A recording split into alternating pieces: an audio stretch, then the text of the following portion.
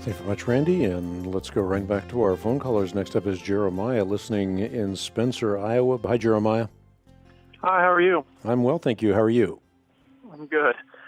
My question is, I was reading through Genesis the other day, and in Genesis 10, verse 5, it discusses Noah's descendants being separated by language. Mm-hmm. And then, immediately following in chapter 11, it talks about everybody speaking a common language and the Lord having to confuse them. Is that to say that this wasn't in chronological order, or is it to say they knew one common language as well as their native language, or could you shed some light on that? No, I think you already did. The first proposition is absolutely correct. Chapter 11 explains chapter 10. In other words, chapter 11 explains how the table of nations in chapter 10 is divided as it is. Okay. Perfect. Yeah.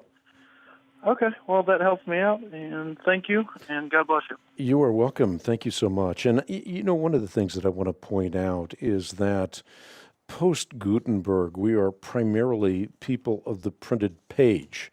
As offspring of Johannes Gutenberg and more recently Steve Jobs and Bill Gates, we associate sound education with a capacity for reading and writing rather than memorizing and reciting.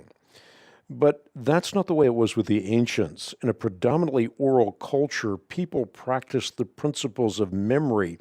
Indeed, learning was virtually synonymous with memorization. That, of course, does not imply that the ancients did not employ written records. Instead, it is to emphasize in a proper fashion where you underscore the information. So manuscript repositories augmented mental recall, not vice versa. And if you look at Genesis, therefore, and the way Moses constructs the book of Genesis, you find it to be a very significant literary tapestry. There is a historical narrative, but that historical narrative is interlaced with Jewish poetry. It's also given to us in such a fashion that we might not only hear but remember.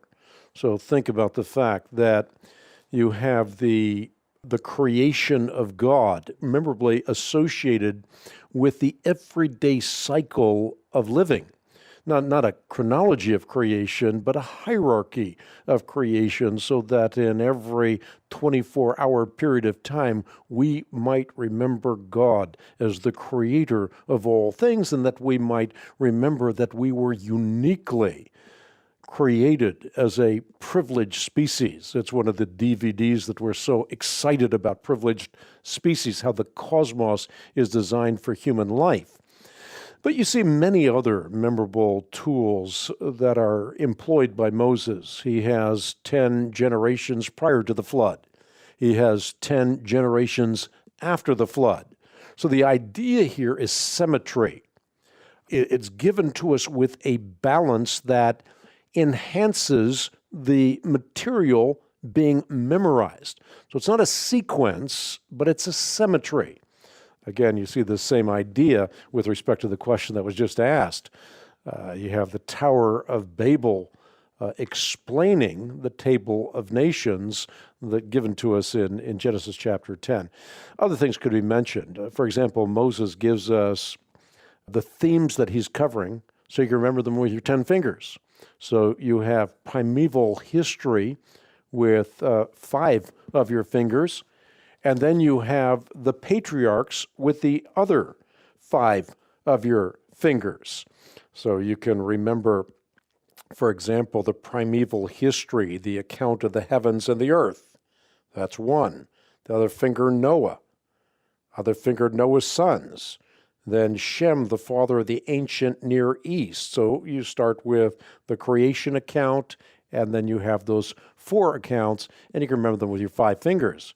Then with the other hand, you can remember the account of Terah, who was the father of Abraham. Of course, that's where you start in biblical history with the unfolding plan of God's redemptive planned through Abraham.